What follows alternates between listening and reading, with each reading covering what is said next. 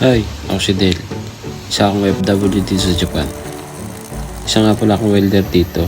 May pangarap sa buhay at may pangarap din ako sa pamilya ko. Katulad din ni Mon. Tamad, pero may pangarap sa buhay. Tamad tumambay, kaya mas pipiliin pang magtrabaho para sa pangarap.